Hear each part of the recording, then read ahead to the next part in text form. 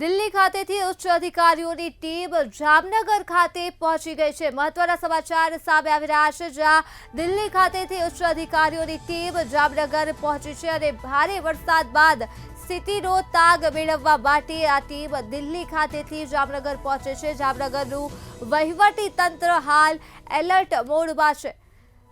તો જિલ્લા કલેક્ટર કચેરી ખાતે બેઠક પણ યોજાઈ છે, જેમાં દિલ્હી ખાતેથી આવેલ ઉચ્ચ અધિકારીઓ તેમજ ભારે વરસાદ બાદ સ્થિતિનો તાગ મેળવવા માટે આ ટીમ આવી પહોંચી છે અને ચર્ચા ચાલી રહી છે।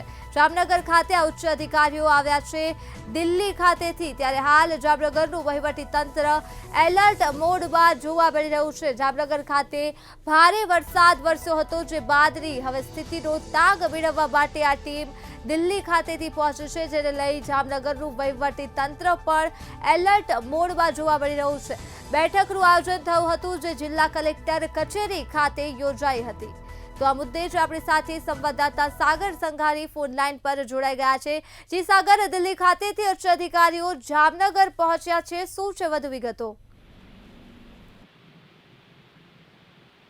જી ચોક્કસ વાત કરવામાં આવે તો જામનગર શહેરની અંદર જે અતિ ભારે વરસાદ પડ્યો હતો અને ત્યારબાદ જે તારાજી સર્જાઈ હતી, તેને લઈને જામનગર જિલ્લાની અંદર જે કલેક્ટર કચેરી ખાતે જે દિલ્હીની ઉચ્ચ અધિકારીની ટીમ આવી છે અને હાલ જે પરિસ્થિતિનો તાગ મેળવશે, ત્યારબાદ જે સર્વેની કામગીરી પણ અત્યારે જે હાલ જે જામનગર જિલ્લાની અંદર અને દેવભૂમિ દ્વારકાની જે ચાલુ છે, તો કલેક્ટર, ડીડીઓ સાહેબ અને કમિશનર સાહેબની ઉચ્ચ સ્તરીય જે બેઠક યોજી છે ને હાલ તે પ્રમાણે કઈ રીતના જે નિરીક્ષણ કરવામાં આવશે તેનો પણ તાગ મેળવવામાં આવે છે। હાલ કપાસ નુકસાન, પાક નુકસાન અને સર્વેને તમામ પ્રકારના જે નુકસાન થયા છે, રોડ રસ્તા હોય કે પશુ મૃત્યુ હોય, પાણીની સમસ્યા હોય, તેવા અનેક પ્રકારના જે કામગીરી છે તેને લઈને સમીક્ષા બેઠક કરવામાં આવી અને હાલ જે તમામ જે વિગતો છે તે મેળવાઈ છે અને હાલ સમગ્ર વિગત બાદ જે કઈ પ્રકારની જે નુકસાનનું વળતર આપવામાં આવશે તે નક્કી કરવામાં આવશે। જી સાગર, તમામ વિગતો બદલ આભાર।